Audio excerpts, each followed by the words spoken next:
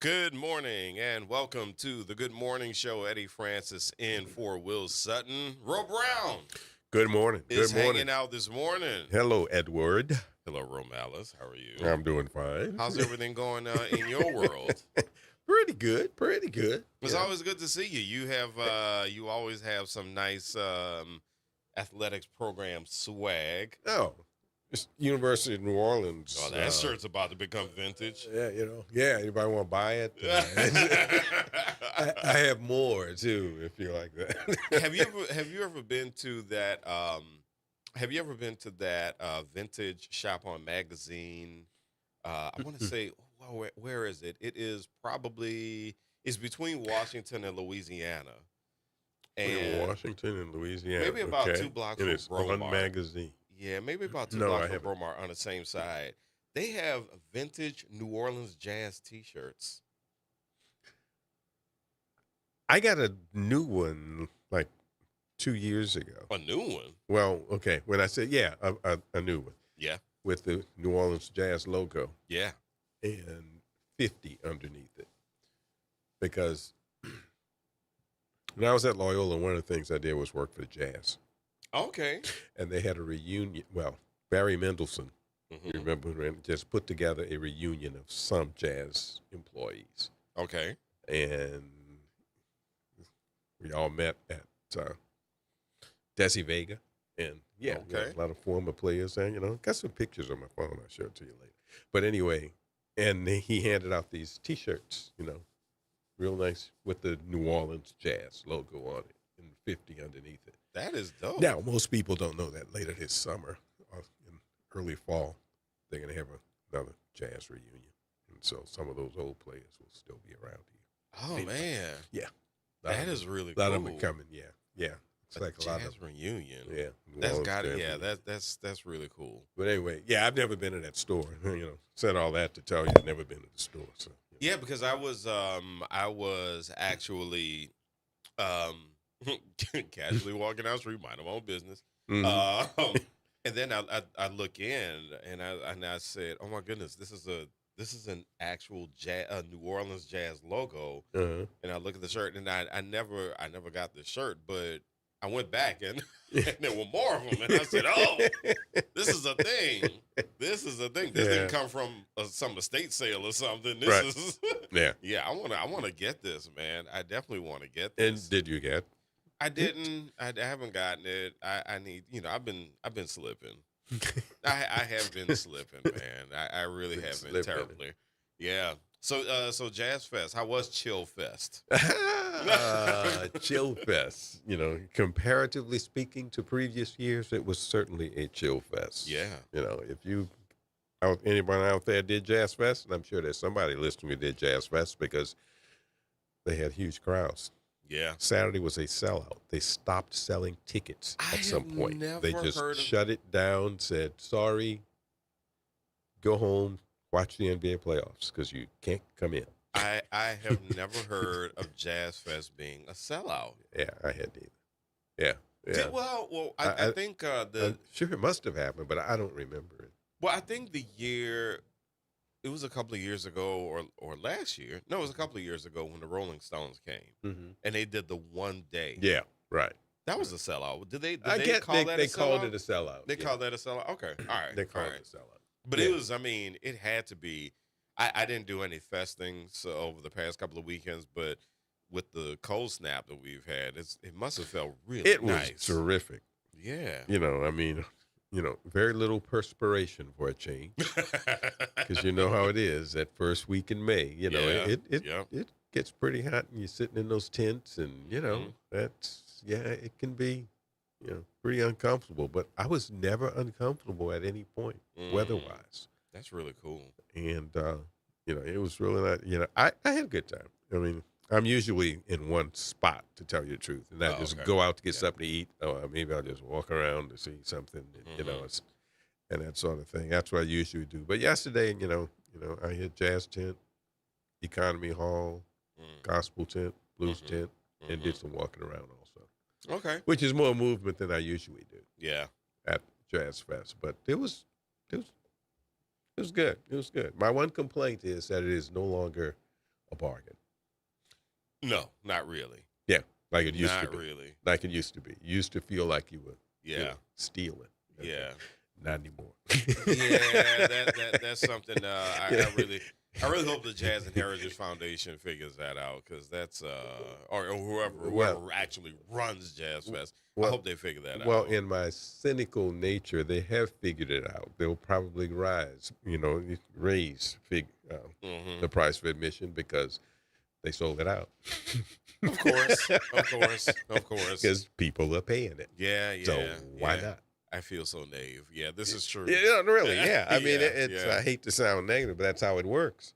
Yeah. Mm. And that is, is really interesting. And this is something to probably explore. We don't have any guests this hour, so yeah, if you're checking the show out, the first hour of the show, if you want to call, you got something on your heart. If it's on your heart, on your mind, your heart, mind. not your heart, your heart. Your heart. If it's on your heart, give us a call at 504-582-9422.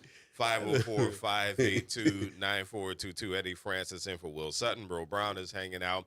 And of course, I mean, we cannot bury the lead this morning that there is some enormous news that we received yesterday that Calvin Duncan cleared to assume New Orleans court clerk role in federal court ruling.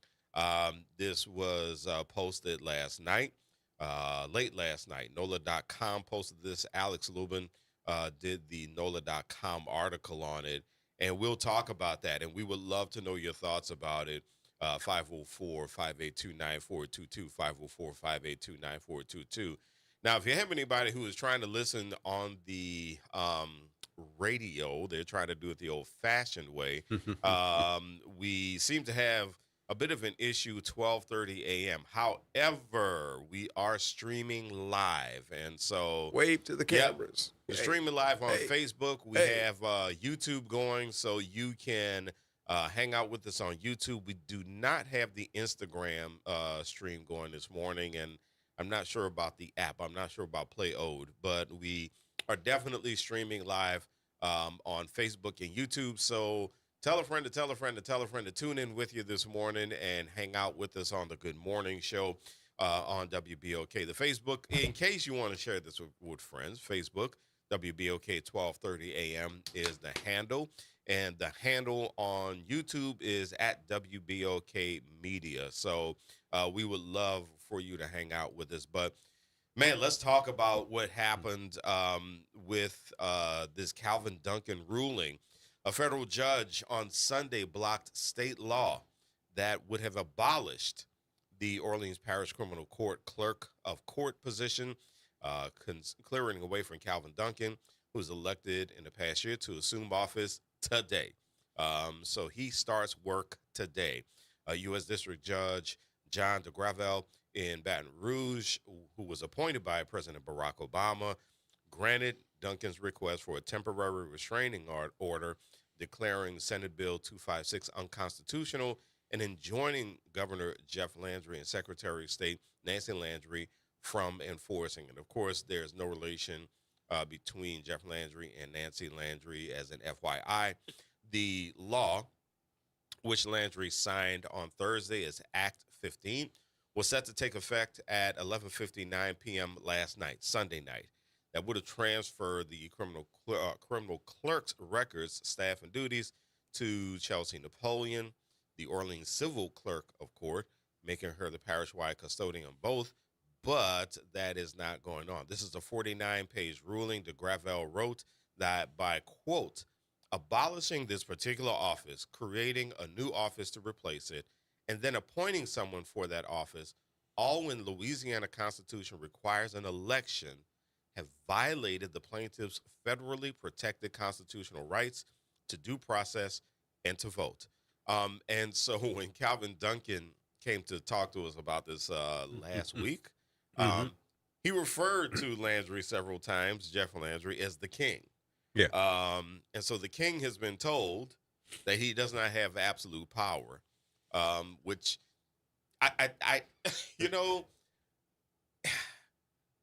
I think Landry honestly believes that being governor grants him absolute power. I think he honestly believes this. He's like his hero. Yeah, man. He's just he follows every step that Trump does. Yeah. That's what he does. That's what he does, but I do wonder if he believes that he should have absolute power. I Well, wonder I think if he does. if he alone believes that, even Mhm. without Trump in the picture. I just wonder if that's honestly what he believes. Yeah, I think he does. Man, You know, and I say that because I think Donald Trump does. yeah, absolutely, Yeah, I mean, absolutely. I think he does. But is this actually who Jeff Landry is, even without Donald Trump in the picture? Is this who he is? I wonder. I think so. Yeah, Yeah, I think so. man, I've wondered that too, but yeah, now I think so. this whole checks and balances thing that seems to be a bit of an inconvenience to him. Yeah, Yeah. Well, I yeah. mean, it's definitely an inconvenience to MAGA's way of wanting to, run the government. But, Well, you know,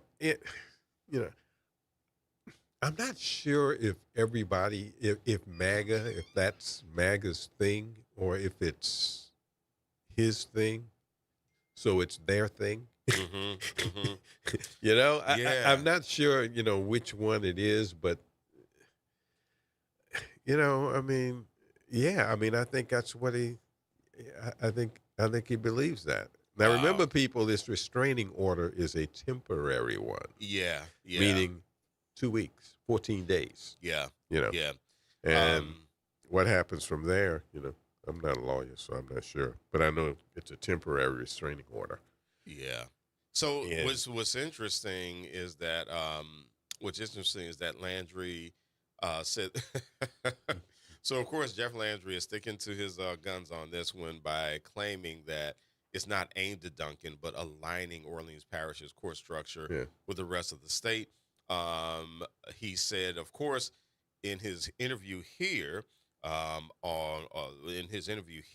WBOK hmm last Wednesday, hmm he said, "quote This is about right sizing the city so that we can provide the services necessary to the people of that city who need it the most." Now, this is in direct contradiction, though, to what Duncan said, because hmm Duncan ran on the platform of having to provide better services. yeah, And although what Duncan says that he wanted to provide more transparent right, services, yeah, and that he also wanted to improve the customer service in the criminal clerk's office, hmm and so you so you have these competing views, of course, um, but this is this is really this is really Uh, interesting, and this is a I know the people who feel as if we talk about voting, quote unquote, too much are going to hate it when I say this, but yeah, this is one of those times when it becomes very real that elections have consequences yeah, because this is an Obama appointed judge, right, who, by the way, I believe made the right decision. yeah, yeah, yeah. Absolutely made the right decision. I'm glad you made that point. I was going to say, the judge, you know, they've got their judges in place. Okay, Mm-hmm. quite frankly, Mm-hmm. they who will carry their water. It's all the way up to the top. Okay, I mean, the 6 guys up there, at the Supreme Court. I mean, that's their judges. They're going to handle their stuff, and you know that's why this is, like Eddie said, it's important that you vote. I mean, Mm-hmm. I hear these people, young, middle age. I don't know any old people I've ever heard say, I ain't about that life. Okay, when you Mm-hmm. ask them Mm-hmm. about voting, Yeah. okay, well, I try to stay away from politics. You know, it's not how it works. I Eddie, I just finished a book last week, mm-hmm. Pinchback. Okay. That's the name of it, Pinchback. Okay. It's a biography of PBS Pinchback. Do tell. PBS Pinchback was the first black governor in the United States. He was the governor of Louisiana Mm-hmm. for 30 days. An alumnus of Straight University. Mm-hmm. Yep. For 30 days. He was governor of Louisiana because he was lieutenant governor for that. He was one of 3 black lieutenant governors during Reconstruction. And he was going to be a U.S. senator, but he fought for 3 years to be seated and didn't. A lot of people don't know that part about him. Yeah. And didn't get a seat. Didn't get a seat, They fought it because it was going along and Reconstruction was ending. And a lot of the stuff parallels what's going on now.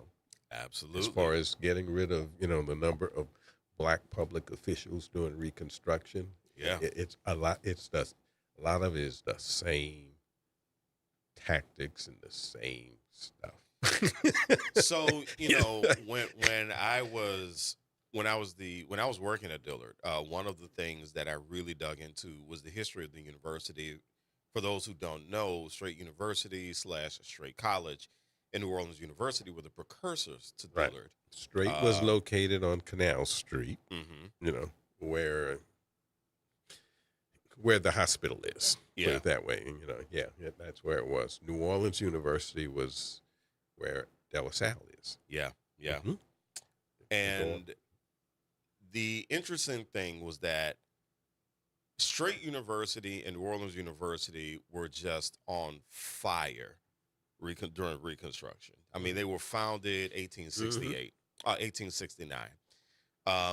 They were on fire. They were producing people like nobody's business. I mean, they were producing some heavy hitters.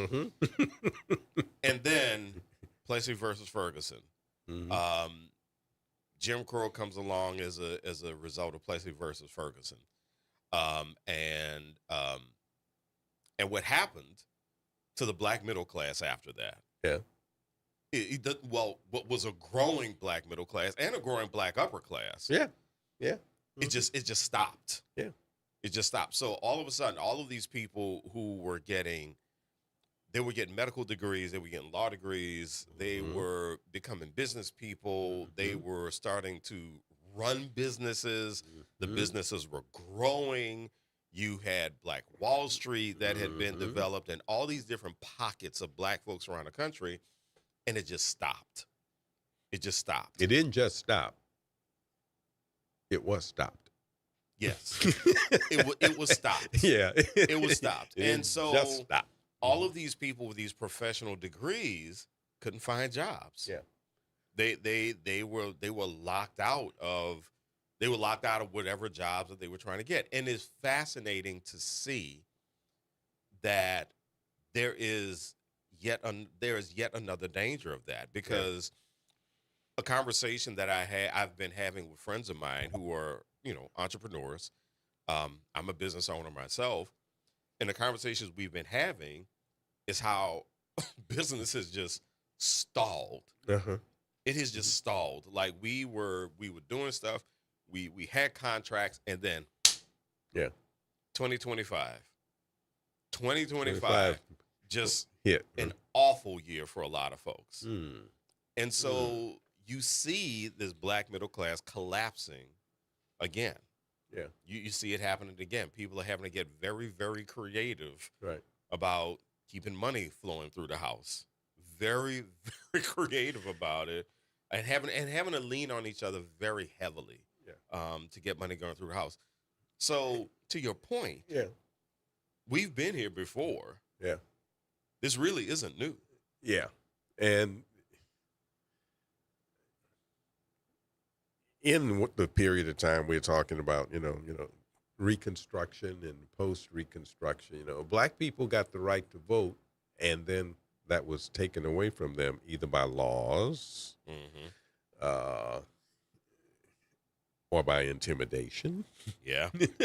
Or, actual physical, lose your life kind of intimidation. Yeah. But more importantly, in this case, by laws. Or last week. or mass destruction of property in whole towns. Yes, exactly. Exactly. Whole towns being leveled. Exactly. Now, there was a third HBCU here that a lot of people don't realize was here, and they've never heard of it. Leland College. Leland, the great coach Eddie Robinson graduated from Leland. Yes, he did. Leland in Baker, Louisiana. But before it was in Baker, Louisiana, it was on St. Charles Avenue. Yeah. It was located where, the big white house that the president of Tulane lives in, Fountain Blue. Really? That's where Leland was. Oh. I'm not saying it was that building, but that's where it was located. Yeah. It was one of Interesting. It was one of what happened to a number of educational institutions here in Louisiana. Mysteriously caught fire one night. Yeah, of course. I think Strait got set on fire like 3 times. Yeah, mysteriously caught fire. Yeah, Strait got burned down 2 or 3 times. Just one of those things. Must have been an electrical short. You think? Yeah, I think one of the stories about Strait was that there was a thunderstorm and there was a lightning strike or something. Like but that. there were all these stories. But the way that there has been, on the other hand, a dogged determination to keep something going. So the interesting thing, and I found this out just a few years ago, that the way Xavier even came about was that Medard Hilaire Nelson, after Southern left New Orleans, went to Baton Rouge, right, and Southern was where Xavier, Catherine Drexel, Catherine Drexel Prep, St. Catherine Drexel Prep. That's where Southern's campus was. Right. After Southern leaves, he goes to the archdiocese and says, "Hey, listen, there's a void, and we really should have a Black Catholic university here. We should have a faith-based institution. It should be Black Catholic." He was he was a devout Catholic. People called him Professor, and so he went to Xavier and he pitched this idea of this Black Catholic university, and that's how we got Xavier. He served on the first board, actually, of Xavier. And the way I found this out was that I was reading a book about Black history in Louisiana. Yeah. And that's how I found out. Now, the beef I have with this, I have a beef. My middle name is Hilaire. This is my great grandfather. My daddy told me everything except that part. No, wait. Who is your great grandfather? Medard Hilaire Nelson. Really? My name was almost Medard Hilaire Francis. And my dad. Wait a minute. Wait. Medard Nelson was your great grandfather? Yeah. And my dad hated the name Medard. So they named me Edward after my grandfather on my mom's side.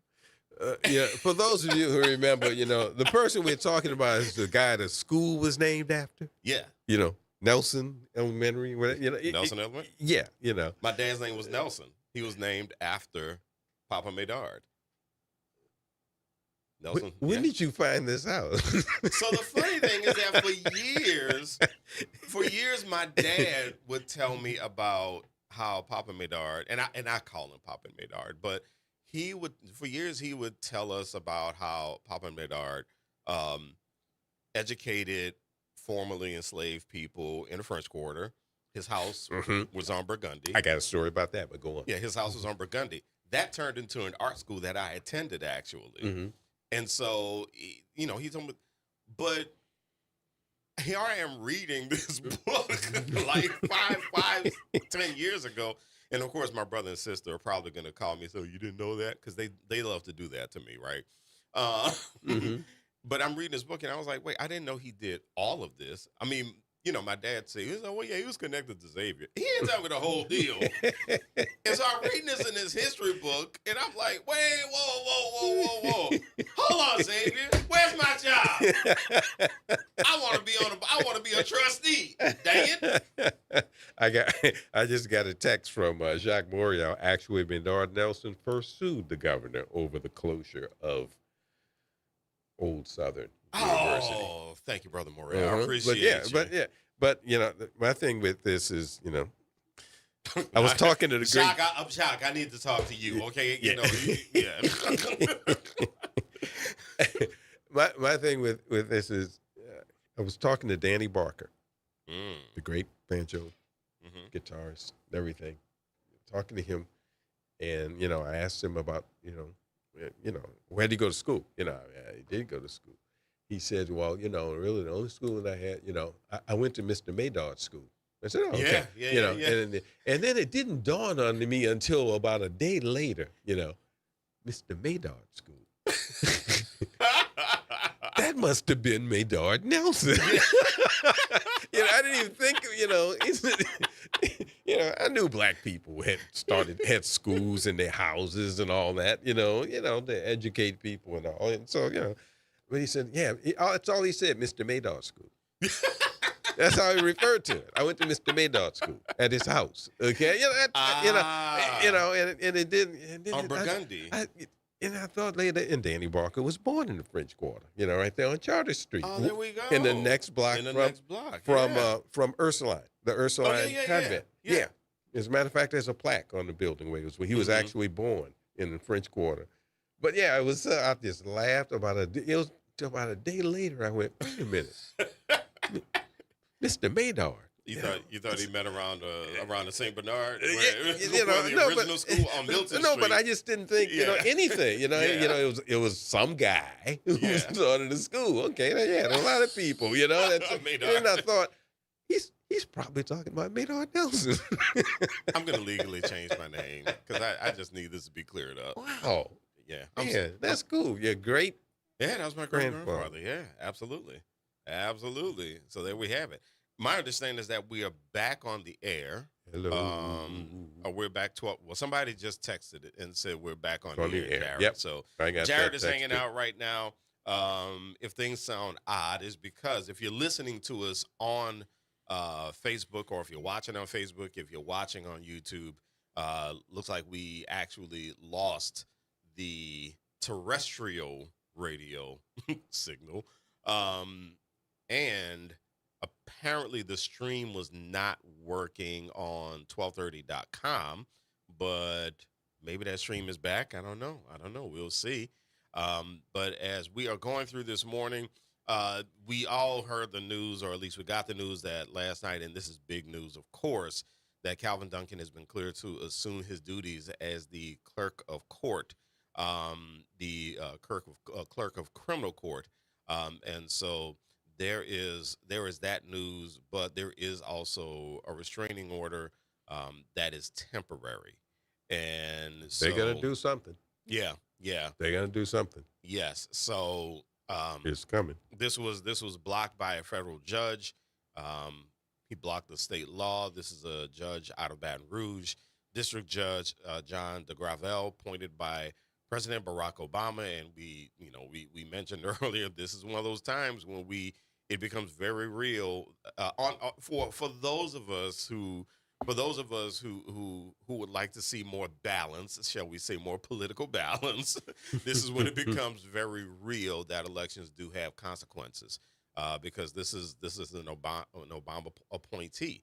And so when you take a look at what has been going on during the Trump administration and the judges that have been appointed, the way the Supreme Court has been built, then there we go. That becomes very real as well. Let's see. Just wants to, okay, and I'm sorry. Ro just handed me. He just handed me a text here. Oh, this is also from Jock. Yeah, filed a writ of mandamus. We need a lawyer. Yes, exactly. With the Fifth Circuit, I need a lawyer. Duncan's case. So we are going to look that up. Like I said, they're going to do something, and they did. Yeah, and I mean, and this is something that I mean, all the players in this thing. I mean, this is what we expected to see from the players. We expected to see a flurry of legal activity, because exactly when Duncan was here and talked about it last week, all I could think was, well, they're going to file something, and then Landry is going to file something, right? And then so there's going to be some legal back and forth, and I don't think that's a surprise to anyone. Pop Jones is calling this morning. Let's see what's going on with Pop Jones. Good morning, Pop. How you doing? Good morning, Pop. Good morning. Oh. Morning. Morning, sir. What can we do for you? Oh, good morning, Ro and Eddie. Yes. How are How you? y'all doing? Okay, We're doing just good, doing fine. Pop Jones. How you doing, man? Good. I'm doing fine. You know I'm not the sharpest knife in the drawer, Okay. but Sharper than me. I've always said we could solve a lot of our problems yesterday. I don't mean when I say we, I mean I'm talking about my people in particular, but people in general that's for the right thing. We got an Obama judge that made a decision not because he was doing what somebody wanted him to do, or he or she was it a man. Mm-hmm. He did what was right. Am I correct? I feel that way. Yeah, I would agree.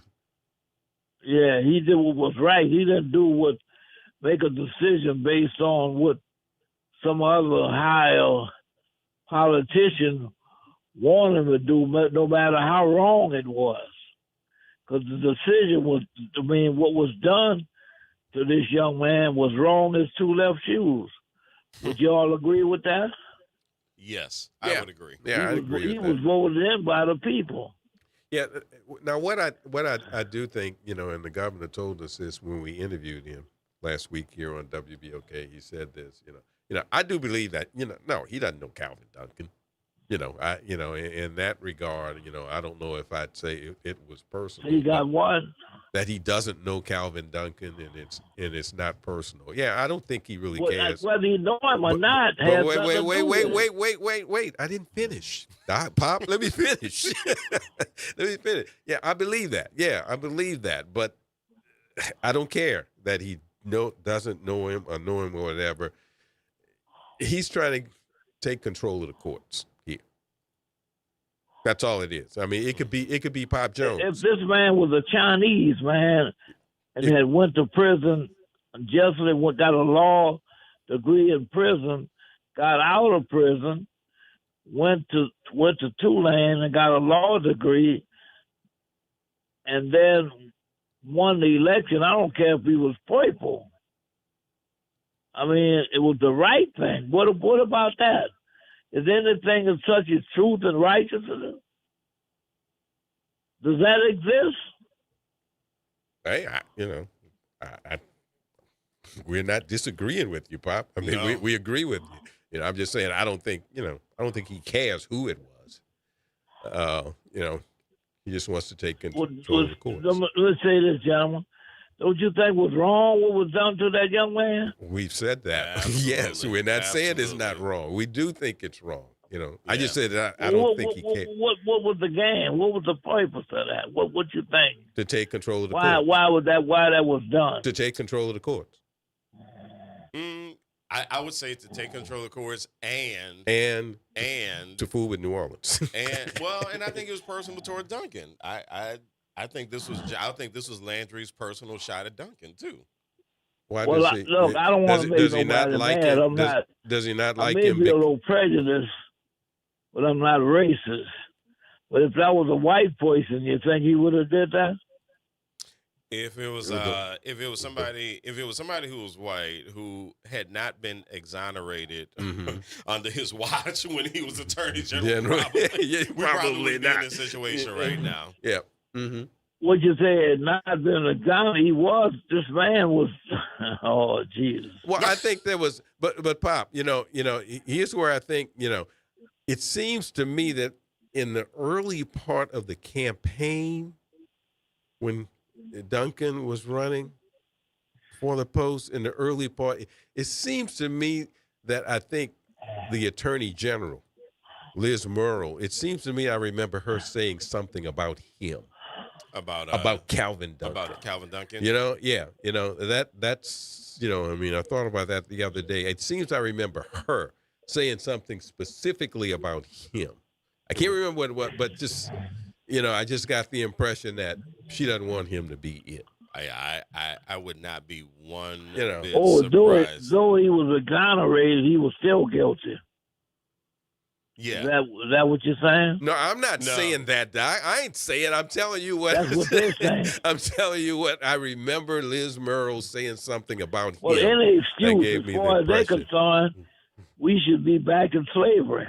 Yeah, well, you know, Oh, I'm So, like I just said, pinch back. I don't expect pinch back. no different from them. You know, I mean, they'll indict they'll let a rat go and indict us.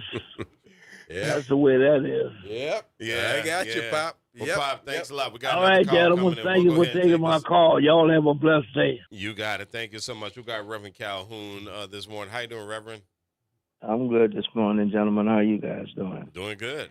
Fine. Yeah, your governor says that it was not personal with Calvin Duncan. But Okay. there it seems to me, now this is my opinion, that there is a personal attack on New Orleans leadership. Mm-hmm. Whatever Sure. y'all attorney general name is, her attack on the sheriff. Yeah, again, it seems that the attack now is on leadership, black leadership, especially look like now female leadership. Mm-hmm. When the governor was on the other morning and he made some statements that I was trying to find out about, he says that he comes to New Orleans often to try to help New Orleans, right? My question would have been is, when did he come to the lower nine? Because I don't recall anybody ever seeing him down here, even during this campaign. When did he come to New Orleans East? Who did he meet with? The issue about Troop NOLA bringing crime down. Was not crime down when Michelle Woodfolk was the superintendent? Oh, yeah. Yeah. Yeah. Okay, so it seems that he's a little bit disingenuous about the comments and the statements he's making. But I'm having some real concern about getting our people out to vote. You And know, educating them well enough to know that some people don't have their best interests at heart and trying to identify those folks. Reverend, I had a conversation with someone a few weeks ago, and in the conversation, I said, here's what I find really peculiar about Jeff Landry. He ran on the whole anti-woke thing, right? That was his big platform. He wanted to get rid of the woke policies. And then he gets elected, and then I hear black folks saying, well, Jeff isn't really that bad. And I said, Jeff? I said, you know him like that? And, and apparently, these people, some of these people, they get on Facebook saying, well, let's see what Jeff does. And I said, Jeff, why do you keep calling him Jeff? And so I'm going, well, wait, who is he really? Is he Jeff, or is he the dude who ran on the anti-woke platform? Because I would like the real Landry to step forward. I think he did in his campaign. I think that's who he is, but it's really interesting to me, Reverend Calhoun, how he has been able to endear himself to people. And some of these people still seem to believe, and I'm just going to be blunt when I say this, in my opinion, they still seem to believe that he's their friend. And I'm flummoxed by that, to be quite frank with you. Yeah. I mean, he ran a whole campaign on being anti-woke. I always tell people, Reverend Calhoun, that black people invented woke. Whatever they think it is, black people invented woke. Mm-hmm. The opposite of woke is asleep. Yeah. To me. Yeah. Yeah. So, I want to be woke.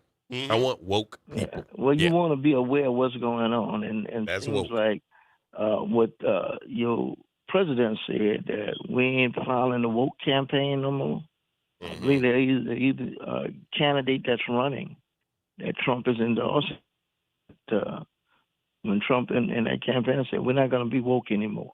We're not going to have any more woke programs. But I think that people need to realize the damage that's being done to our history. Absolutely. That's being done to our communities. Mm-hmm. All the things you guys were talking about earlier, that used to be taught about who Joseph A. Horton was, who Alfred Lawless was, mm-hmm. the contribution these people made to our educational system. they're not being remembered anymore. So yeah, we need to wake up a lot of people about where our education came from. Hmm. Uh, Yeah. there was a rally scheduled at Tulane and Broad this morning. Do you guys know if that rally is still going on? Because that's supposed to have been at before 8 o'clock. We do not know, but we will do our very best to find out. Yeah. Well, Jock Morial sent the flyer out. Maybe he'll chime in and let us know if because I don't want to drive all the way up there and it's not going to be one. Oh, I can definitely understand that. I can But definitely unless understand we come together to talk about really what's going on in our communities and our neighborhoods, because I do believe that they are trying to move just like they did when they put the interstate through here that. Hmm. to make sure that we have no more voice in business. When I think about Lower Nine Row, Mm-hmm. when you grew up down here, which was a very long time ago, uh, we had ballrooms, grocery stores all over. Yep. This area only have one ballroom now. Yep. So think about what done happened to this community. All right, gentlemen, y'all have a good morning. You too, All Reverend right, Calhoun. Rev. Thank you so much for calling as usual. So I said, we needed a lawyer, but this isn't from a lawyer. This is from someone that I okay, trust. someone you trust. Despite the Supreme Court ruling on April 29th, the current congressional maps, the ruling talking about the congressional maps, this isn't a Calvin Duncan thing, but I just need to, because we're talking about voting. The current congressional maps are still in effect on May 16th. That's election day. Mm. The ruling does not kick in for 32 days, and parties have until May 24th to request a rehearing. Governor Landry's executive order cannot take effect yet either. Bottom line, people, vote the full ballot on May 16th, Yeah. including House and Senate races. Your vote counts. Yeah. And this was so we left on this note at the end of last week. This was something that Will mentioned on the morning show on Friday when I sat in for Gerard on Friday. Mm-hmm. I said the same thing. Vote anyway. Yeah. Just vote your House primary candidates anyway. Yeah. Because if for no other reason, and this is the point that Will made, if for no other reason so that it can be on record how many people voted. Right. And to me, if there is a critical mass of people who vote anyway, then that makes the governor's decision look even worse. Right. Because now the governor has to look the rest of the United States of America in the face and say, I decided to deny not just the votes of black people in Louisiana, but people who even voted for me. Because they voted in the House primaries as well. Yeah. And I'm telling them that their votes don't count either. And so I would say, listen, to all the folks who plan to vote Republican for the House elections, go ahead and cast your vote. Yeah. Go ahead and cast your vote. I mean, everybody needs to go ahead and vote in these Democratic and Republican primaries. And so, See, I'm more cynical than you. okay. That's a Loyola spirit. Go ahead. In keeping with, in keeping with what I said earlier, I don't think he cares. Mm-hmm. I don't think he cares. Just like his hero doesn't care. Mm-hmm. I don't think he cares. But the thing is this. What I really wish mainstream media would do a much better job of reporting is how MAGA, quite frankly, is starting to cave in. Mm-hmm. And you have all these defectors. I mean, Marjorie Taylor Greene. Yeah. You have all these people who have said, well, I mean, we can only laugh at this part. This part is really funny to me. But this is not what we voted for. This is like, well, yeah, it is what you voted for, but fine. Whatever makes you feel better. Whatever makes you sleep better at night. But still, you have all these folks who are going out there saying, this is not what we voted for. And so, but what we're saying, I mean, these people feel betrayed. They Yeah. feel betrayed by their president right now, who So well, he's being who he is. Yeah. I mean, he can't be anybody else. But but the thing is, I think you're right. I think you're right. But the only thing is, the number of people who won't admit that, there are a number of people who will not admit it. who are not going to, they are not going to say that. They're going to take it to their grave. They're going to take it to their graves, and they definitely won't move Mm-hmm. No. to what they would say was the dark side. Absolutely. They ain't going nowhere. Absolutely. Okay, they feel that way. They ain't Mhm. going nowhere. So so it's I have a friend who's very active on Facebook, on social media, who writes all kinds of funny things and posts all kinds of funny things that are anti-Trump. Okay, and it's been that way, even before the last election. Mhm. Okay, and he used to get all kinds of replies, to the contrary. You don't love this country, Trump, how great Trump is, so on, you're stupid, you're out of your mind. I mean, just all kinds of stuff. People that he actually knew, I mean, his friend, just long list, okay? He's still doing it, and he gets no comments now. Oh, It's nothing. oh, There's nothing there, okay? oh. There's nothing. Funny all right? how that works out. Yeah, Isn't it? I mean, there's nothing now. I mean, it would be hundreds this time last year and a year and a half ago, Mhm. and now it's nothing. It's They just won't say anything. They're Yeah. just not gonna, Yeah. It's I wanna- kind of like Congress. A lot of them are that way. I think they know. yeah. They know this. They know this isn't the way it's supposed to go. But they're not going to say anything. So there's a political science professor that we've had on the show before from East Tennessee State University. His name is Darryl Carter. Mm-hmm.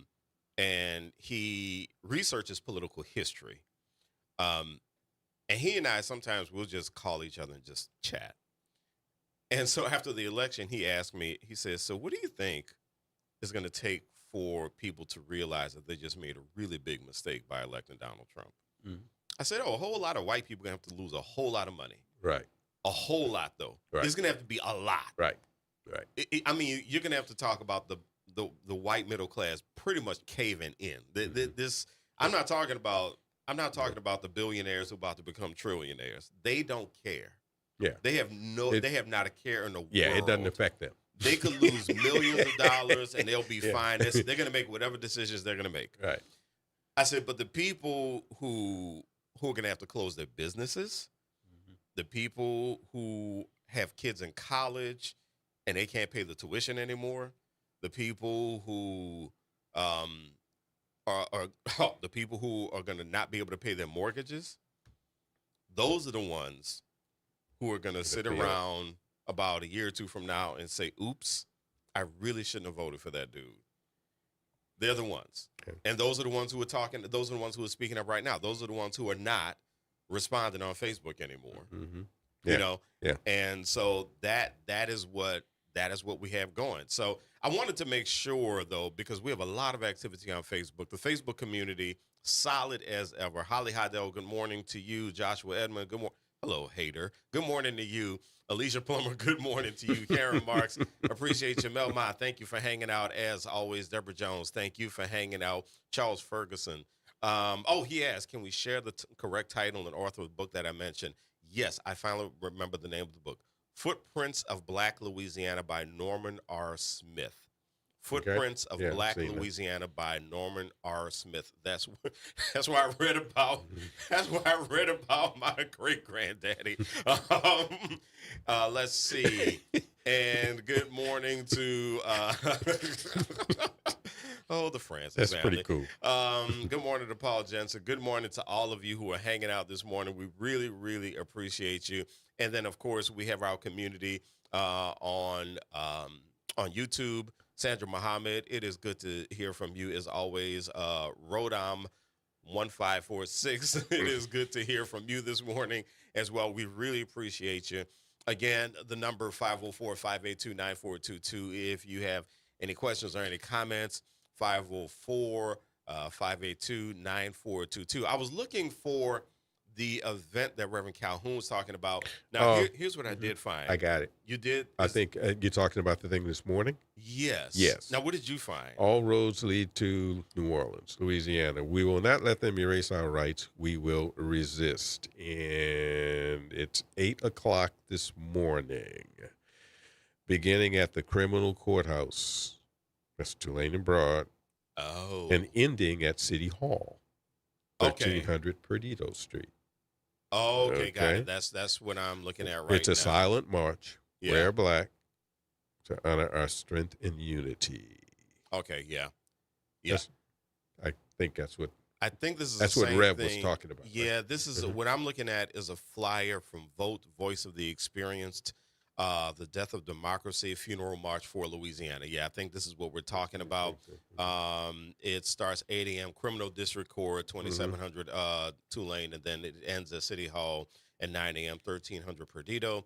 So you got 10 minutes. Yeah, so if you want, see, I ain't gonna pull a will. If you I know. want to be there by 8 o'clock, if you you're gotta- late. It's 8:26. You got to be there by 8:30. You got 4 minutes. You better get there. This is on Vote's Facebook page where I see the flyer for this. And so again, if you do want to participate, it starts 8 a.m. at Criminal District Court, 2700 Tulane. So you Tulane still and got Broad. time. Yeah, you can get there, or you can just jump into the march. And again, this is called Funeral for the. This is called the Death of Democracy Funeral March for Louisiana, and that is starting at 8 o'clock. A silent, And so yes, silent demonstration. yes, it's a silent demonstration, and so it's scheduled to start at 8 and end at 9 at City Hall if you want to get involved in that. And so there we have it. Now we do have guests who are going to be coming up at 8 o'clock. We have an old friend of WBOK who is going to be coming in and joining us. Our good friend Nicole Collins is going to come and join us along with Doug Spearman, Michael Newcomer, about a play called Primary Trust. And so looking forward to that conversation. That's going to be coming up at 8 o'clock. And of course, your phone calls, 504-582-9422, 504-582-9422. So as far as tech is concerned, there's a tech story that I found that's really interesting. And I think this is interesting because as folks like to say, social media has us in a chokehold. But I ran across this story on a website called TheVerge.com. Meta lost 20 million users last quarter. This was actually published on April 30th. Jess Weatherbed is the author of the article. Oh, now it wants me to start a trial. I'm trying to read this story, and I didn't realize that you had to sign up for this thing. But here's what the story says is that Meta is planning to pump billions more into AI investments this year, despite noting that millions of users has seemingly started to abandon its platforms. Now, Meta's platforms are Facebook, Instagram, Threads, and WhatsApp. And so that's a lot of people, though. 20 million. 20 million? 20 million Over the course users. of how long? Last quarter. So I don't know what because now I got to sign up for this goofy website. Gotcha. So, yeah, I know, got him. But, man, that is let me see if I can find this. Somewhere else. Let me see. Loses 20. But that is a lot of users. It is 20 million. Are you Especially sure this- about that? especially That's a lot. Yeah, this was posted 4 days ago. Let's see what it says on Reddit. They just posted the story. They just posted the link for this. They just posted the link. But I have heard folks say that basically they've had enough. They've had enough of social media. And I've heard some people say things like, I haven't checked my Facebook in weeks. I don't even go to Instagram anymore. I mean, it's really interesting. You know, my son is 22 years old. He is not a social media person. Well, he's unusual.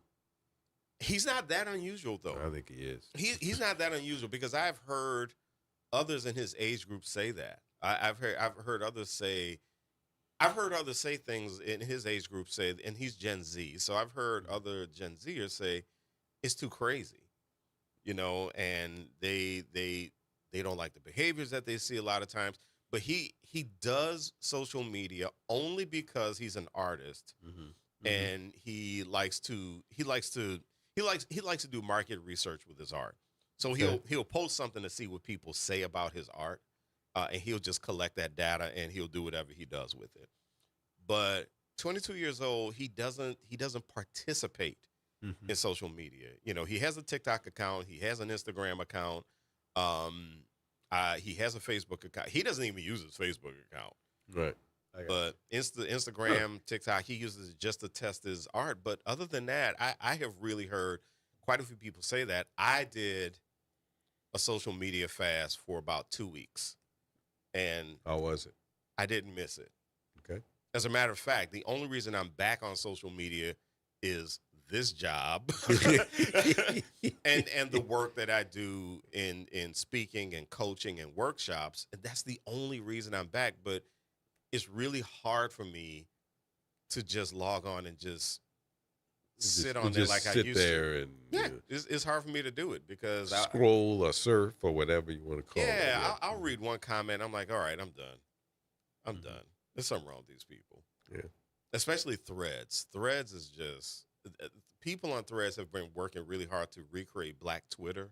And I think that a lot of people on Threads are malcontents. Yeah. And it's just. Yeah. Yeah. And the algorithms reward toxic behavior. Yeah. So I'm honestly not all that surprised. I'm not surprised. What about you? When's the last time you posted your Facebook dissertation? I don't post anything. You know, with Facebook, all I've ever done is happy birthday. No, really. You know, I wouldn't know how. I to this day, I don't know how to post something really outside of, you know, seeing a comment, the comment line. Happy birthday. You know. Yeah. Glad you're doing well. So happy for you. That's it. That's it. You know. I mean, I don't even do like. You know. You don't? No, I just, you know, I'll write something short. Okay. But that happens. You know, doesn't happen every day. I look at Facebook at some point. Yeah. You know, and I find out, you know, I get good information from it. And for me, the good information from it is, you know, oh, today is her birthday. Yeah. You know, oh, wow. You know, I didn't know he was still here. You know, that kind of thing, you know, or whatever.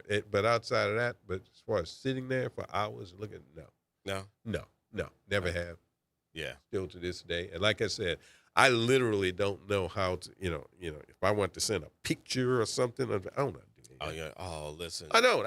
I never even thought about trying to do it. I post commentaries on TikTok, Instagram. I post commentaries on my platforms. But all the stuff that people do when they do a movie line and they lip sync the movie line and they have a green screen and their point is like, now if you notice this statistic, I don't know how to do any of that, man. I'm a Luddite when it comes to that. I can't. I'm just not, and I don't have the patience for it. You know, people send me stuff on Instagram. I've never done anything on Instagram. You know. Yeah. So no, I'm not I guess I don't qualify as a social media person. Okay. Yeah, I do enough to, you know, to do whatever job I have, and you know, in sports, you find out good stuff on it. You know, go to ESPN or whatever. You don't participate in the irrational sports takes? No. The hot takes? No. I mean, I'm the kind of I'm not. The Saints draft was awful yet again. Yeah. So that was you I heard the other day. Yeah, I'm weird in that way. You know, I mean, I don't look at Stephen A. Smith. I don't have anything against him. No, I really don't. I don't have anything against him. You're not missing anything. You know, Trust me. I mean, I know, you know, the other guy, the punter, that Pat McAfee, the guy that they're paying all that money to, you know, Yeah. so, you know, they're testing him out. You know, he's their test out guy for bad words, you know, to see how far they could go with They've that. been testing him for like 2 or 3 years now. But they've been paying him a lot to test him, okay? Not really. He's one of the highest paid yeah. people they have Oh, there. I know. And, yeah. you know, I don't. Well, God bless you. I can't, you know, I don't know. I don't. I just, you know, and I know I'm weird. I know I'm different from other people in that regard, you know. And like I said, I have nothing against Stephen A. Smith. Fine.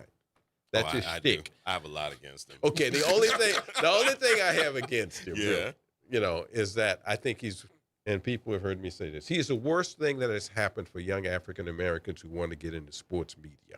Ouch. And it's not because of him, it's because those young African Americans think that all you have to do is have an opinion, be able to talk loud, and you get to wear nice clothes and make a lot of money, and you only have to work until 10 o'clock in the morning. That part. But you know, that's what I mean by it's not his fault. What they don't understand is that Stephen A. Smith wrote a daily column for a major newspaper for about 20 years. Okay, And he actually he didn't just happen. He Okay, actually has a vocabulary. yeah, he didn't just happen. Okay, Yeah. he worked for, you know, and Mhm. this is his shtick now. This is how he's made all his money. You know, the loud talking and the screaming. You know, that's okay. That's his thing. That's how he's made all the money. But you know, my thing is, you know, young African Americans think that, you know, you can just pop up. Well, with all due respect, Bro Brown, with all due respect. Actually, we do have to go to commercial break. So let's go to commercial break really Yeah. quickly. Jared has been I mean, he can soldiering do through this everything. thing all morning. Jared, salute to you, sir. Thank you so much for your support this morning. So we're going to go to a commercial break. Eddie Francis in for Will Sutton on the Good Morning Show, along with Ro Brown on WBOK, what New Orleans is talking about all day long.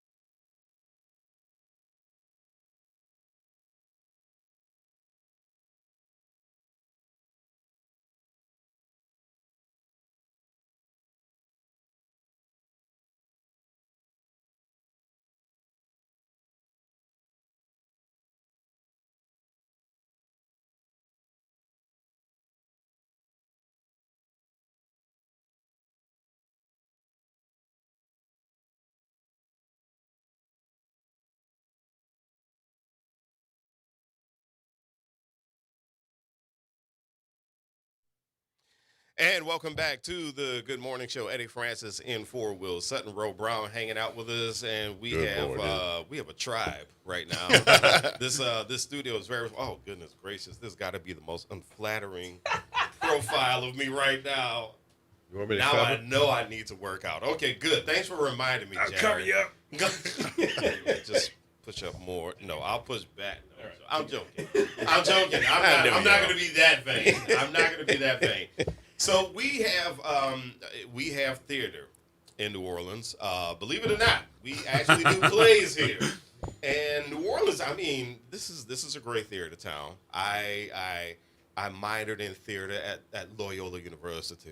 I of teach New there. Orleans. You teach at Loyola? Yeah. Oh, I teach acting. Oh, go Wolfpack. All right, go Wolf. All right. Me too. Yeah. Jared is a Communications. Loyola alum as well. Look at that. All right. So yeah, I was a theater minor. I was there with in the 90s. So it was Francine Siegel and Oh, yeah. yeah. It was Don Brady was my speech instructor or Brady, speech yeah. professor. So yeah, that is really cool. He was at Loyola when I was there in the 70s. Yes. Brady. There you go. There you go. I didn't have any classes when I knew he was. Yeah, okay. Get out of here. Well, that's higher ed, though. People last forever in higher ed. So, Don, are you going to spend the rest of your life? I don't know. as I put him on the spot. But we have theater in New Orleans, and the reason I say it that way, though, is because we do have great theater in the city. There's a play that is going to be opening this week called Primary Trust, and joining us are folks who are involved in the production. I'm going to save the best person here for last, but joining us, Don Spearman. Doug. Spearman. I'm sorry about that. I just said Don Brady. Doug Spearman. Yes. Doug, you are an actor with the play, and then we also have Michael Newcomer, your director. Good morning. And you might know this third person because she hung out with us for quite some time at WBOK, Nicole Collins. Welcome back. Good morning, everybody. Yes, actor extraordinaire Three bells. herself. Yes, the pride of Holy Savior Menard. That's a school in Alexandria, Alexandria. Louisiana, We know. Central Louisiana. Yeah, I'm a sports I've guy. never you know shied that away stuff. from my 318 roots. No, you should not at all. You should not at all. And so I'm going to start with the director here. Sure. Tell us about this play. As a matter of fact, it is a play from a Pulitzer Prize winner, Ebony Booth. So tell us about the play. It is. So the play won the Pulitzer Prize in 2024, and it is a quiet, remarkable, thoughtful time with a young man named Kenneth who suffers a traumatic event in his life as a 10-year-old. And what we witness over the course of the play is the journey of this human being seeking connection and comfort and experience at a time when human connection feels so far removed. Ebony has written this incredible play that where she says in the script that the time setting of the play is before cell phones. So technology does not play a part in this. This is all about connection and how do we connect, and we connect through conversation. We connect through being in connection with each other.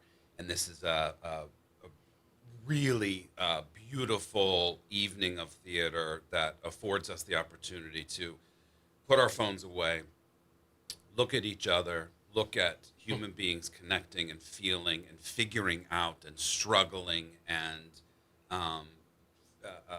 finding a way forward with each other.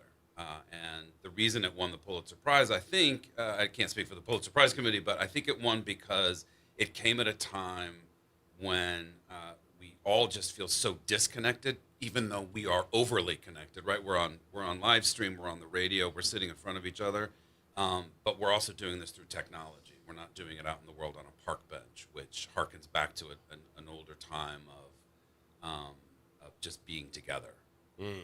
Nicole, tell us about your character. So my character is Corinna. That's my main character. But I want you to come to the play. And when you come to the play, you'll get to see that I get to play a myriad of characters. Oh, your characters. Okay. Yes, but it's all for it's all to serve the purpose of giving joy to Kenneth's life, as Michael has told us about Kenneth. And so Corinna is the character who really kinds of brings him into the real world to show him that people are good, people are kind. And I like to think that my character is a good representation for those in real life, about how simple acts of kindness or just, we're all struggling in some way. Don't get me wrong. Spirit just closed down. Thank God, Calvin Duncan gets to take his seat, but still, like, this world right now that we're going through is crazy. Yeah. And we can all go mad, right?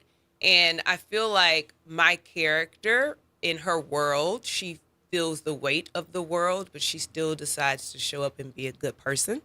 And that is what I love about this play, is because, with everything going on, we can still show up and be good people. And so that is who I am. And I try to be that in real life, too. Of course you're good people. Of course. All right. So wait, now, Doug, do you have the pleasure of playing multiple characters as well, or no? No, I get to play one guy, which Okay. is lovely. It's actually lovely. I play Bert, who's Kenneth's best friend. And every story breaks down into who are you, what's your job? And I am Kenneth's best friend. And I feel like Bert is that sideline coach he's a player's coach. He's there. I love you. We could do this. Let's get it done.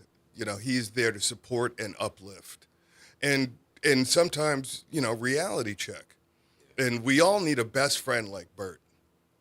Yeah. Yeah. When was this play written? So it was originally written 2021, workshopped, and then so about 5 years ago. I mean, who knows when it started, the germination of the idea, but 2021, and then 2024 when it won the Pulitzer, Okay, it really exploded. That was going to be my next It went to Broadway, and it's we'll see next year, but it's being produced everywhere, and I think it's being produced. Yes, because it won the Pulitzer, but also because it's an incredible exploration of humanity at a time when sometimes you just need a really simple story to sit and watch in a dark room with strangers and feel something, and it's sort of catapulting itself on the national market, which is amazing.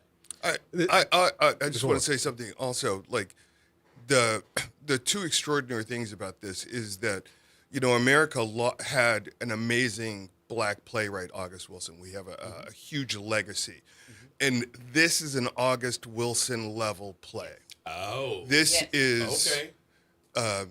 this is Ebony Booth stepping into those shoes. Welcome to New Orleans. Yeah. And that's all I'm gonna say. Yeah. This is Ebony. they live here. This You is don't. the next brick in that theatrical literary world, and it's also extraordinary because these three characters, Kenneth, Bert, and Corinna, were written specifically for Black actors.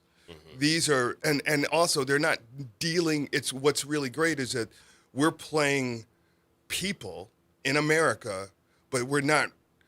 It's not up against the background of racism or oppression or anything like that. We are people, and Kenneth's experience as a man, as a Black man, is very. Our skin color isn't necessarily the point of the play, but it's endemic to the play because Ebony's a Black female author. So it's a real refreshing thing to take apart that wasn't originally written for a white actor, but also as a Black actor, and you can probably speak to this yourself, is not having to play oppression. Right.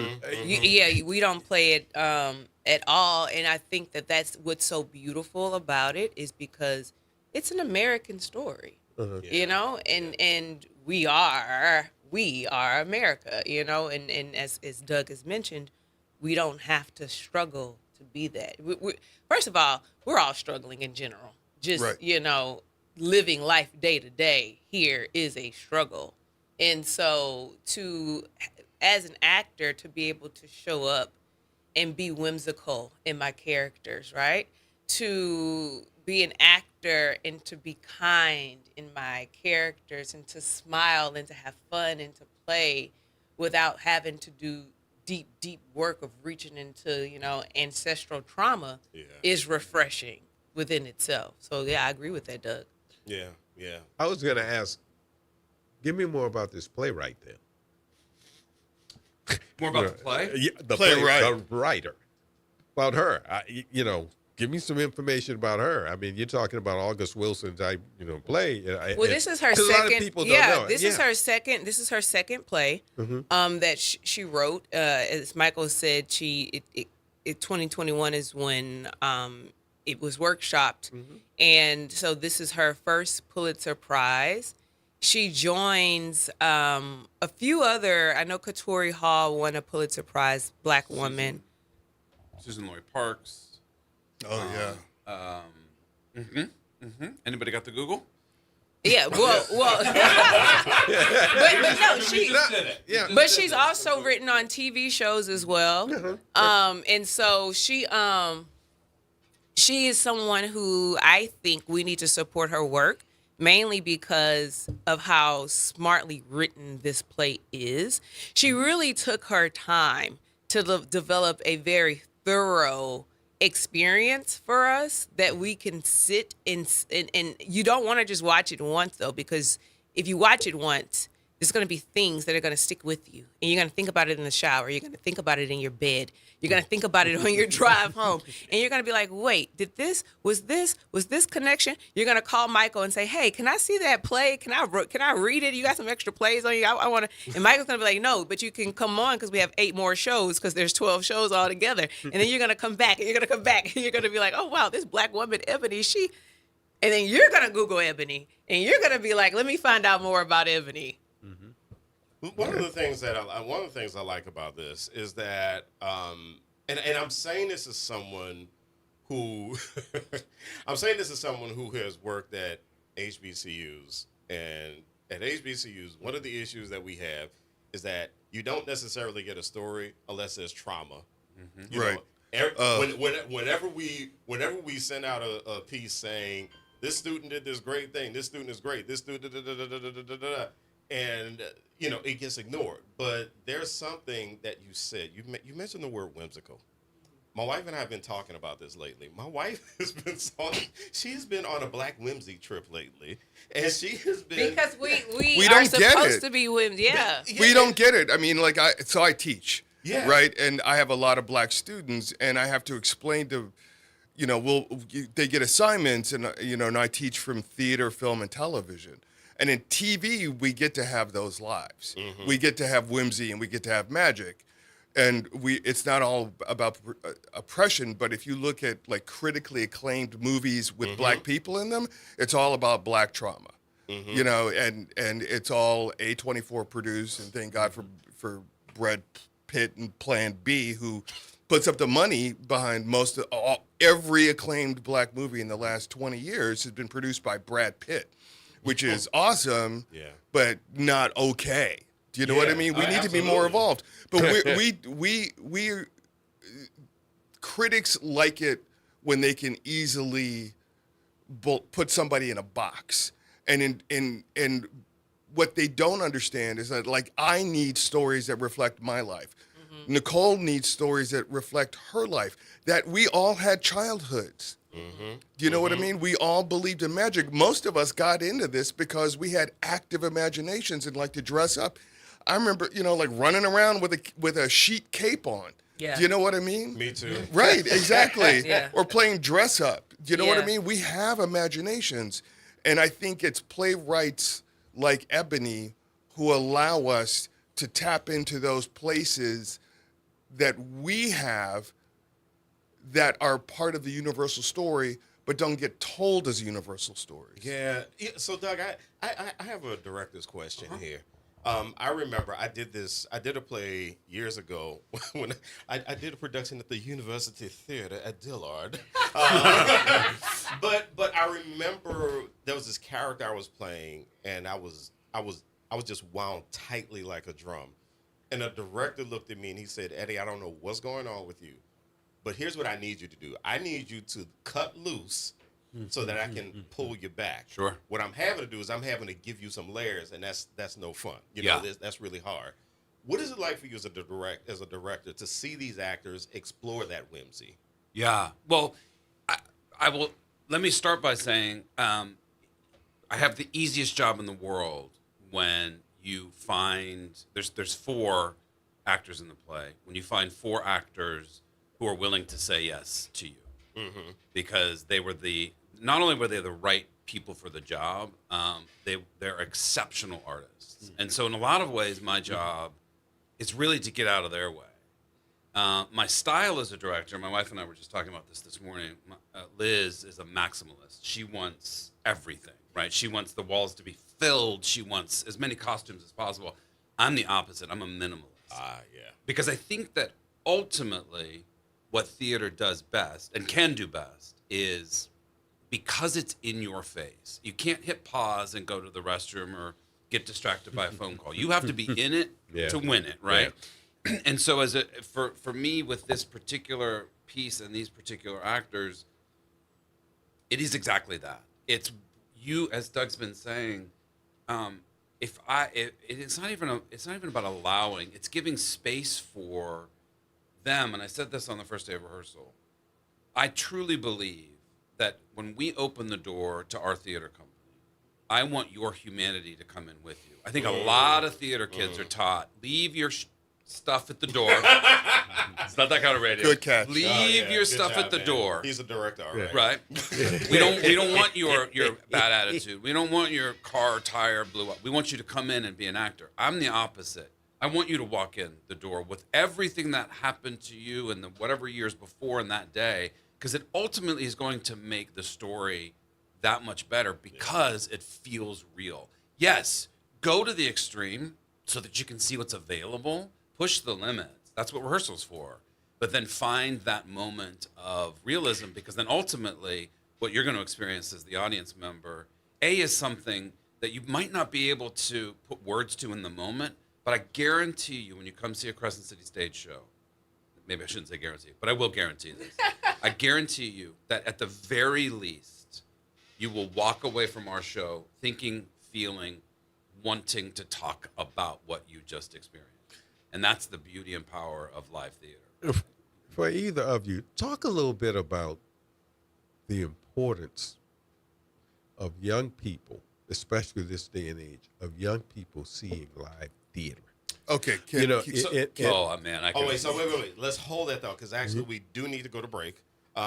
So Jared, the producer, by his edict, we're gonna go ahead and go to break, and we'll come back and we're gonna tackle that question, because Okay. I love that Ooh, I want to question. talk about that. Yeah, I bet you do. I bet you do. Yes, Eddie Francis in for Will Sutton on the Good Morning Show. Ro Brown hanging out with us, and we'll be back in just a little bit on WBOK, what New Orleans is talking about all day long.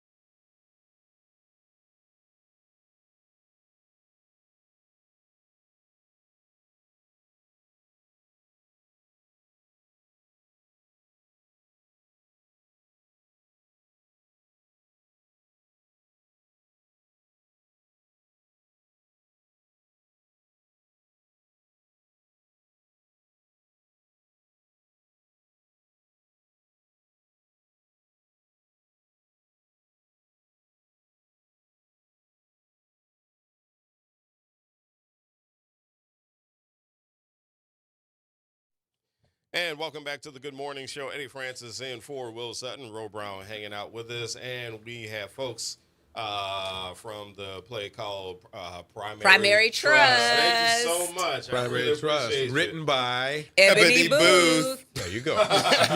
It's the regional premiere and There a you go. Pulitzer Prize Prize Award winner. winning. There we go. There we go. So listen. My question? I'm just gonna come out and say it right now. Uh-oh. We have a visitor in the studio who's not welcome. So if you see anybody on Facebook, YouTube, if you see any of us stomp very suddenly, Scream or stand up in his chair. that means Like a little- Oh well, yeah. So we were still on camera when Doug showed his agility. And you know what? I love that. I love that. 63 and still Yes. working on it. Yeah. 63. Yeah. Listen, right. Look like Yoga. No. Look like the Amen Yoga. to that. Amen to Yoga. that. Look Can like we So- jump into this question? Because I'm really excited. So, My so I was question. gonna say. So please restate your question, sir, Ro Brown. How important is it for young people today to see live theater? Because you see, when I'm an old person, I wish I was 63 again. Oh, you don't look a day over 64. When I was in school here in New Orleans, one of the 3 or 4 field trips every year was to the Repertory Theater at the Civic Theater. Yeah. You went, every time they got a new, you look surprised. I'm telling you. I never even heard of this. They put you in. That was one of your, not one. It was your field trips. Every time they had a new play, you went. They took you down there one morning, and so I thought that was really cool, and I think it That's the way I exposed grew a lot up. of kids to people. How important is it now? It's extraordinarily important. And I mean, why? if I hadn't, when I was 11 years old, I saw Pippin with Ben Vereen. And if I hadn't seen that, I might not be sitting Right. here right now. Right, right. Do you understand what I mean? So first of all, they need to see it because it's a form of imagination that unlocks that some kid like me is going, I can do that. When you see it happen, it's just like watching sports. Do you know what I mean? You're like, I want to be the guy with the touchdown. Yeah. I want to make that 3-point shot. But first of all, it's live and it's immediate, and we live in a world where most people are facing downward. Right. Yeah. In a very curated existence. Their imaginations are forwarded. But I want to speak to this specifically as a black man, all right? Because there was a billboard on North Claiborne for a couple years when I moved down here, and it was literally telling. It was on Claiborne, and then there was another one in Mid-City that had to tell young black men it's okay to have feelings. Yeah. It's okay to wear something other than a black hoodie. It's okay to do this. And if they're not out there seeing people who look like them have experiences, the Greeks created theater so that the community would have a cathartic experience. You know what I mean? And we live in a culture, and that has only gotten worse, where you do not see black men having emotional responses to anything. Right. Do you know what I mean? So I stand on that stage, and Jared, who plays Kenneth, we have experiences. We go through a full range of emotions. Yeah. Do you know what I mean? And if you do not see yourself, like Michael can see himself a million times on any screen, anywhere, just being Michael. Do you know what I mean? The culture is written for Michael. But there are so many times. To you. Yeah. I'm cool. I'm breathing. Great job. But if you do not see yourself reflected back in the culture, you do not know that you have a place in it or an identity, or you have the full the permission to have the full panoply of feelings that come with being a human being. Yeah. So theater like this reflects, that's why it's important for Kenneth. That's why Kenneth is so important to this production and such a brilliant actor. And what I get to do is, I wanted to crawl across that camera so fast. It literally almost crawled across the lens. Oh, okay. Yeah. But do you understand what I mean? So Yeah, it's sure. important to be able to be a part of something to reflect who I am as a human being, so somebody else can go, I can do that. I want to do that. Yeah. Yeah. Yeah, if I can expand upon that, I think that, Crescent City Stage is my theater company, so I have the deep responsibility and privilege to pick these plays, and I think as a theater maker, what we try to do with Crescent City Stage is not be pro forma or performative Right. to what kinds of stories we tell. I think it's our obligation, and as a white theater maker, it's even more so my obligation to make sure that the stories we're telling are reflective of the community in which we live, and not as a performative. Once every 3 years we're going to tell a black story. And what's so beautiful about this play, as Doug has said, is that it isn't couched in a black story. It's just told by black people. And what's so beautiful about that is live theater can only exist if people come sit in an audience and watch it. And so we have to engage the youth. We have to engage the next generation of theater goers. We have to engage the next generation of ticket buyers, of philanthropic givers, of board members. Otherwise, the industry goes away, and then we all just end up at home on our phones, never having a conversation with people. Theater, when it's at its best, no matter what the play, no matter what the musical, no matter what it is a reflection of the society and time in which we're living. And I think Primary Trust does that more beautifully than any current. There's a lot of wonderful plays and musicals in the world right now, but there's something about this play that that I think opens the door to what Doug was talking about, which is it's accessible to everyone, except you. And this is what I'll say: you have to, as I said about opening the door to your humanity when you come into rehearsal. The one thing I would ask everybody: come see this play.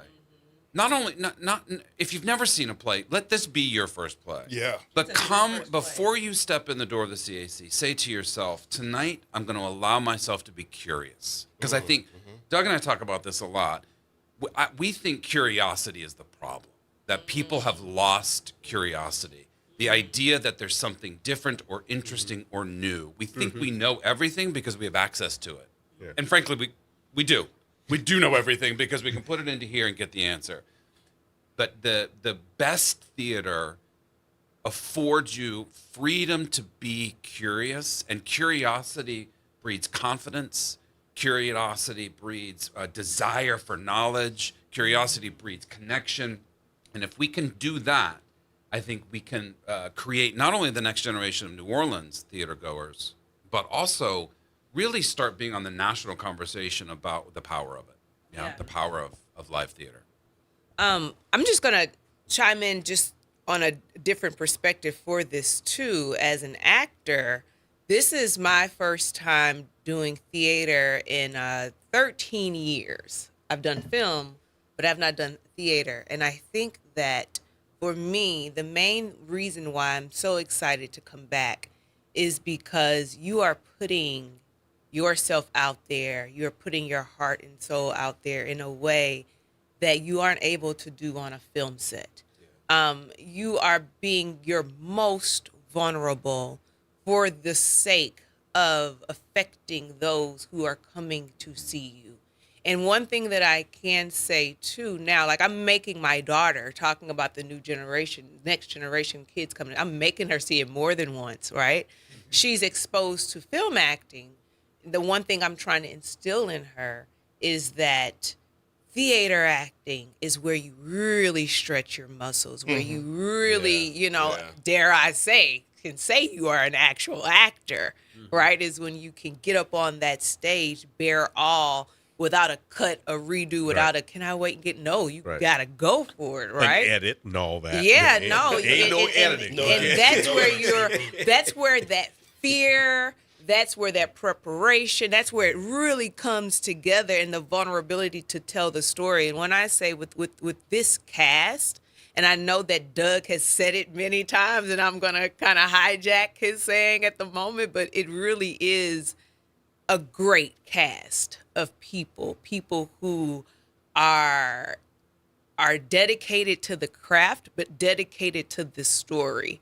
Yes. And the way that we show up every day and the work that we put into making sure that this experience is great, we really want you to, as Michael said, come in with curiosity, take into what's happening on the stage and let it transform you. Let it use you, you know?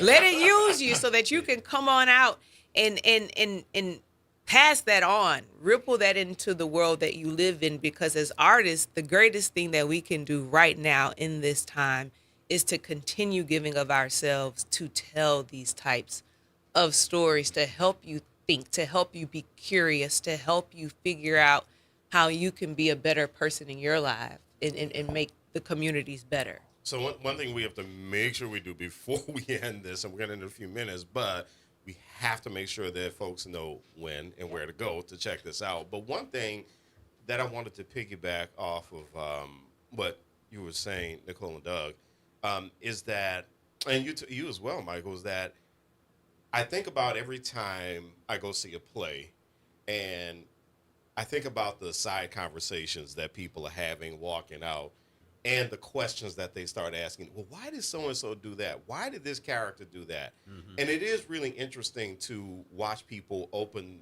their minds up after a play when they start asking a million questions about why a character did this or why a character did that. And I think the beauty of it is that there may be an answer, but there may not be an answer. Mm-hmm. I mean, the audience can let their minds roam. Mm-hmm. And they can create. I mean, I have to, as someone who has done theater myself, I was talking to my wife one day, and I was just really antsy one mm-hmm. day, and she goes, "What's going on with you? What you know?" I said, "You know what it is?" I said, "I haven't been on the stage in a while, and I haven't opened my body up. Mm-hmm. Like I have not opened my body, my voice, my eyes. I haven't opened all this stuff up." And I feel like I just need to open all of this up mm-hmm. because I got to express something. Yes. I got to get it out there. Well, that's the thing is that we live in a culture and in a city sometimes where I'm sorry, I have to keep talking about black men and black people and all of this. That's all right. Is that we live in a culture that doesn't celebrate the fact that we have a full range of emotions. Mm-hmm. You know, mm-hmm. we're supposed to shut this down because it is dangerous in certain communities to appear soft, weak, emotional. Yeah. That is baked in, right? Yeah. But the other thing is, and we talked about this as rehearsal, is like some people look at theater as a white thing. Yes. You know, like we remember the pumpkin pie, sweet potato pie conversation? Yeah. You know, no, we actually had this during. I can only imagine. You know, we're like, you know, like there's certain people that think what I'm doing is a white thing. Yeah. You know what I mean? It's not. If you look at the expanse of theater throughout the American experience alone, there have always been great black actors and great black stories. Yep. So what, you know, Michael's bringing up curiosity. Get out of your lane. I say this to my, get out of the rhythm and the rut and the groove that you are in all the time. I say this to my students, go listen to music you don't normally listen to. Go look at art that doesn't necessarily reflect who you are. Expand yourself. That's what theater allows audiences to do, is expand beyond their own experience. Yeah, listen, I feel you. My dad was an opera singer, so... Yeah. So I went through it. Yeah. I definitely went through it. Yeah. Important information. When, where? Contemporary Arts Center, 900 Camp Street, Black Box Theater. We open May 7th. We run through May 24th. 3 weekends only, Thursday, Friday, Saturday nights at 7:30, Sundays at 2:30. CrescentCityStage.com is all of the important information and where you can buy tickets. Come join us at 6:30. Come join us an hour before the show starts at the CAC. Grab a drink. Enjoy. If you've never been to the CAC, it's an incredible building. I'm not from New Orleans, and now that we're producing at the CAC, I ask, "Have you ever been there?" And they're like, "I don't even know where that's at." It's kind of amazing to me how many folks don't know it's there. Mm-hmm. I think it's a gem of the city. It's in the middle of the city. It's by the World War II Museum. It's got an incredible exhibition going on right now of art that may not be something you've ever seen before. So come early, grab a drink, see the gallery, and then see the show at 7:30, and then enjoy All right, and then the website is crescentcitystage.com. Yes, sir. crescentcitystage.com to get more information on Primary Trust. And man, thank you so much. This was a really cool conversation. Thank you all. Thank you for having all. us. Yeah, absolutely. This is amazing. So, Jared, we're gonna take a break right now. All right, and because we're still struggling with technical issues this morning, and I'm happy to report that the threat has been eliminated in the studio. Nicole. It was teamwork made the dream work. Nicole jumped into action. Listen, you know I'm from Louisiana. I'm from the deep cut. You know, I know how to handle. Nothing scares when you. I'm focused. That was when I'm impressive. focused. Yeah, I got I it. See You, it, but yeah. They were all Did focused, she? though. No. Yeah, No, they were she- all I was very She- focused. My mama would have caught it with her hands. I'm not that. I'm not that country. No, I'm an indoor cat. No, thank you. All right, we're going to take a break right now. Eddie Francis and for Wilson and Ro Brown on the Good Morning Show, WBOK. What the world is talking about all day long.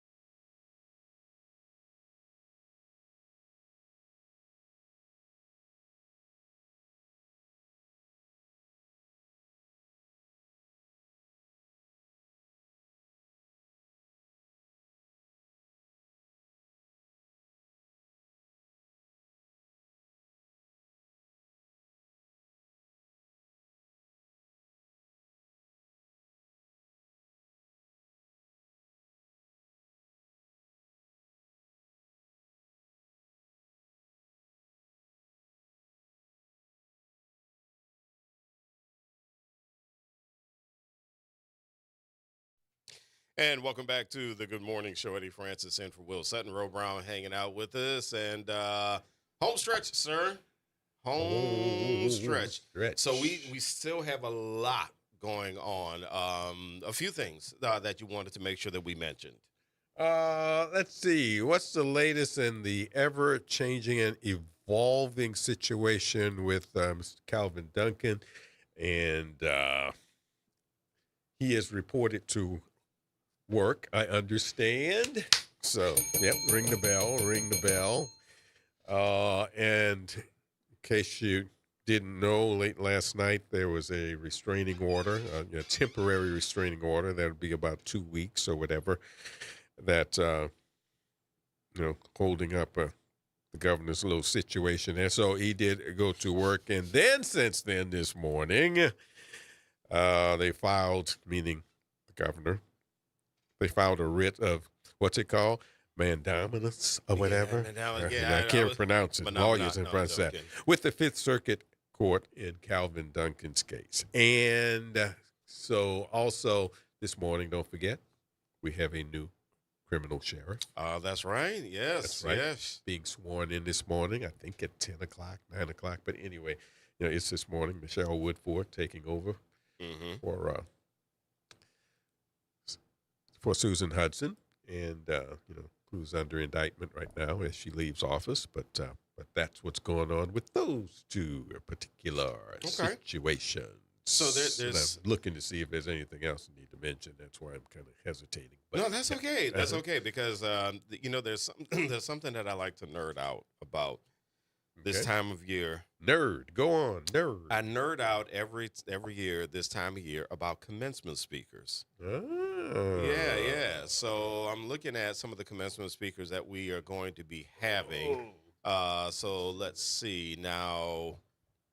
Suno is I did not get to see who their commencement speaker is going. I know somebody's going to let us know who the commencement speaker is going to be. But in the meantime, some of the more interesting commencement speakers around the country. So I don't want to make it seem as if we don't have interesting commencement speakers here in New Orleans. But we are going to have Sterling K. Brown at Tulane. Right. I knew about that. That is a really big deal. Misty Copeland is going to be speaking at Wake Forest. Winston-Salem, North Carolina. Well, you didn't say it right. You didn't say, Carolina? No.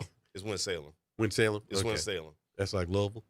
Yeah, like Louisville. Yeah. No, it's Winston-Salem State. Winston-Salem State. Yeah, it's Winston-Salem State. Yeah, okay. It's basically 2 syllables somehow, but 3 but it's a bunch of syllables.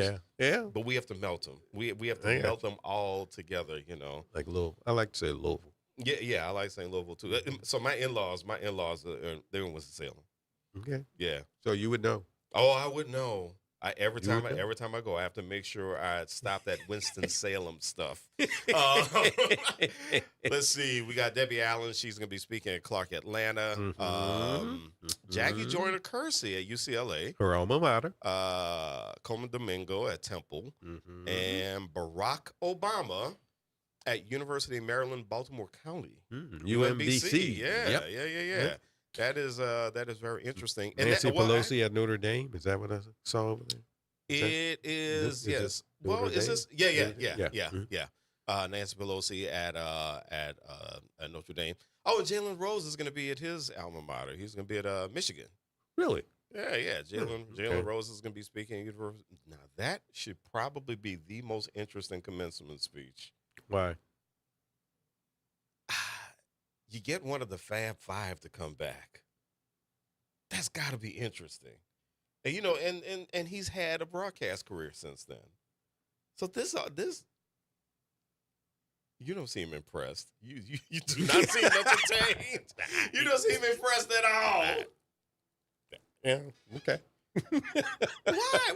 So why are you not impressed? I mean, not that I'm asking you to be impressed, but I'm just wondering, why do you seem so unimpressed? Well, is Jalen Rose? I don't know. The Fab Five didn't affect me the way it affected other people. Okay, that's all. I wasn't. That's it. Yeah, I wasn't. You know, I wasn't Fab Five. I don't know. All right, but what about the fact that it's there's Jalen Rose? Well, that's good. I mean, I'm glad that Michigan did that.